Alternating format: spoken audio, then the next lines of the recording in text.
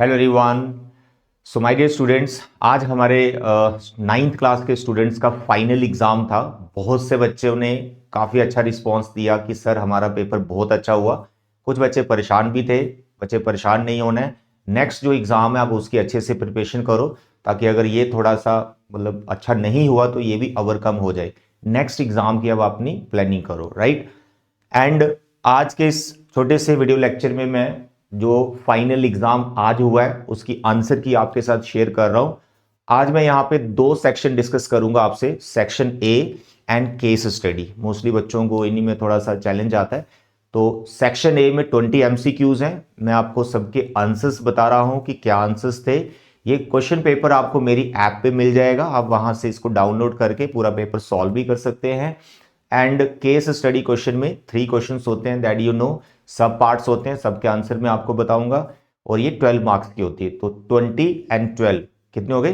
32 marks का मैं यहाँ पे आपसे डिस्कस करने वाला हूँ। बाकी जो सेक्शंस है बी, सी और डी, वो नेक्स्ट वीडियो लेक्चर में आई विल ट्राई कि मैं वो आपसे डिस्कस करूँ, उनके आंसर्स क्या थे। ठीक है, तो यहाँ पर देखें, ये था हमारा पेपर, आपको ये ऐप पे मिल जाएगा। सेक्शन ए क्वेश्चन नंबर 1, इसमें हमें यहाँ पे एक्स का वैल्यू दे रखा है और हमें इसका वैल्यू ढूंढना था। अब आई नो कि आप सबको पता है कि इसको कैसे सॉल्व करना है। इसका रेसिप्रोकल करके रैशनलाइजिंग करना है, फिर जो वैल्यू है यहाँ सब्स्टिट्यूट करके सिंप्लीफाई करते तो इसका आंसर 4 है। तो मैं जल्दी से आपको आंसर्स बता देता हूँ। क्वेश्चन पेपर आपको मिल जाएगा, आप क्वेश्चन पेपर सॉल्व करो और देखो ये आंसर मैच हो रहे हैं या नहीं। तो this is B 4 and question 2, इसका कॉमन फैक्टर देखना था, दैट इज x माइनस 1। उसके बाद परपेंडिकुलर डिस्टेंस चाहिए वाई एक्सिस से, वो अबसीसा होता है, ठीक है। एंड यहाँ पे फोर्थ क्वेश्चन y दिया x इक्वल टू 4t, तो तुम्हें y और x की वैल्यू यहाँ सब्स्टिट्यूट करनी थी और तुम्हें वहां से t मिलता, तो t तुम्हें यहाँ पे 2 मिलेगा। उसके question number 5, which of the following needs a proof. तो प्रूफ हम किसका करते हैं, किसकी जरूरत पड़ती है? थ्योरम का, ठीक है। क्वेश्चन नंबर 6, यहाँ पे जो ये स्टेटमेंट लिखी है इससे आपको एक रिलेशन मिलना था, एक इक्वेशन टाइप बन जाना था, फिर उसको आपको सिंप्लीफाई करना था। सिंप्लीफाई करके आपका आंसर 53 बनना था, ठीक है, 53। इसके बाद यहाँ पे एक ट्राइंगल है, ट्राइंगल का क्वेश्चन है, इसमें दो साइड्स इक्वल दे रखे हैं और एक एंगल दिया हुआ है। तो आपको एंगल ए पूछ लिया गया, तो एंगल ए का जो वैल्यू है वो 50 डिग्री बैठेगा, ठीक है। ट्राई करें ये क्वेश्चन और देखें, अगर आपका आंसर मैच नहीं हुआ है, जहां को लगता है ये आंसर नहीं ये होना चाहिए, तो आप मुझे कमेंट करें, उसके लिए मैं अलग से एक्सप्लेन कर दूंगा आपको कमेंट में ही, या वीडियो बना दूंगा। तो यहाँ पे देखें, which of the following is always true, जो हमेशा ट्रू रहता है, rectangle is a parallelogram. Question number 9, the sum of opposite angles of a cyclic quadrilateral is 180 degree. The area of isosceles right angle triangle having each of equal sides is a, तो 1/2 A square बन जाएगा, क्योंकि 1/2 base into height करोगे ना, तो base और height वो equal sides ही लेनी पड़ेगी, क्योंकि राइट ट्राइंगल है वो और दोनों वो इक्वल होंगी, तो ए स्क्वायर आ जाएगा 1/2 A square. If the radius of the sphere is double, radius double करने से सरफेस एरिया में क्या चेंज आता है, वो 4 टाइम्स हो जाता है। ये लीनियर इक्वेशन दे रखा है, इसका सोल्यूशन आपको बताना है, तो सोल्यूशन इसका बैठेगा -5/2, 0। Question number 13, ABCD is a rhombus और उसमें एक एंगल हमें 60 डिग्री दिया हुआ है और एडी भी निकालना। आप इसका डायग्राम बनाइए, ये एंगल और ये ढूंढना आपको, ठीक है। तो जो करेक्ट आंसर है 60 डिग्री आएगा। क्वेश्चन नंबर 14, अब ये जो पॉइंट है ये सेकंड क्वाड्रेंट में है, तो पूछा गया कि ए बड़ा है कि बी बड़ा है, तो उसमें बी बड़ा होगा क्योंकि बी पॉजिटिव है और वहां पे ए नेगेटिव होगा सेकंड क्वाड्रेंट में। यहाँ भी एक रिलेशन बनेगा, इसको आपने सिंप्लीफाई करना है, supplementary of this 3/4 of a right angle, तो 126 डिग्री एंगल आएगा। क्वेश्चन नंबर 6, यहाँ पे ये कॉन्ग्रुएंसी पे है क्वेश्चन, तो यहाँ पे ए पार्ट इसका आंसर है SAS। 17, the area of equilateral triangle, जिसकी साइड दे रखी है 5.196 सेंटीमीटर स्क्वायर, आपका आंसर बैठेगा। 18th, for the class interval this and this, the mid value of the class interval. You must know कि आप मिड वैल्यूज कैसे ढूंढते हैं, सिखा रखा है मैंने आपको सारा। तो दिस इज 44.5।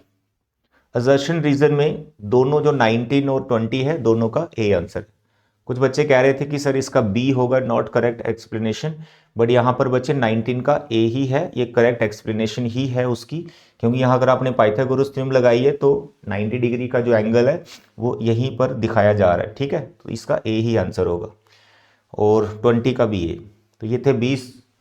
आप 20 में से कितने पा रहे हैं, 20 में से कितने आपके सही हैं, प्लीज मुझे कमेंट करके बताएं कि सर इतने तो मेरे करेक्ट आ गए, ठीक है। मुझे अच्छा लगेगा, आप मुझसे थोड़ा सा इंटरेक्ट होंगे तो मैं समझ पाऊंगा कि आप मेरी बात सुनते हैं, समझते हैं, मेरे लेक्चर्स देखते हैं, तो और बढ़िया बढ़िया वीडियो मैं आपके लिए बनाऊंगा। तो आप जरूर कमेंट करें कि 20 एमसीक्यूज में से आपके कितने एमसीक्यूज सही हो रहे हैं।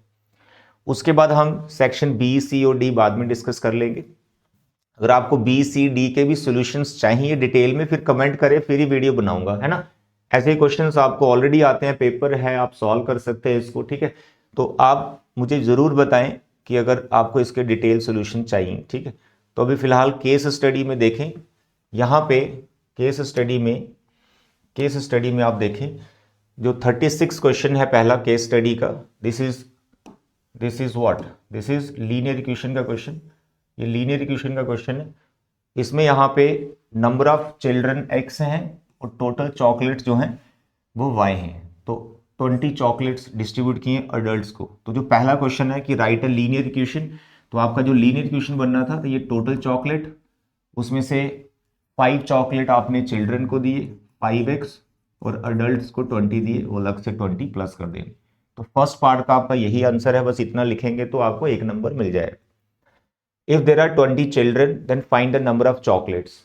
इसका क्या मतलब हो गया कि अगर मेरे पास 20 चिल्ड्रन है तो x हमारा यहाँ 20 है, तो आपने इसमें 20 पुट करना है। तो जैसे आप इसमें 20 पुट करेंगे तो आपका ये 100 और ये 20 120 आ जाएगा, तो यहाँ पे आंसर आएगा 120 चॉकलेट। डायरेक्ट 120 नहीं लिखना है, you have to find, and don't write, you have to find. आपको इस लीनियर इक्वेशन में x पुट करके थोड़ी कैलकुलेशन दिखानी पड़ेगी, नहीं दिखाएगी तो आधा नंबर मिलेगा, हाफ कट जाएगा, क्योंकि यहाँ पे कैलकुलेशन करनी होती, शो योर वर्क होना चाहिए, ठीक है।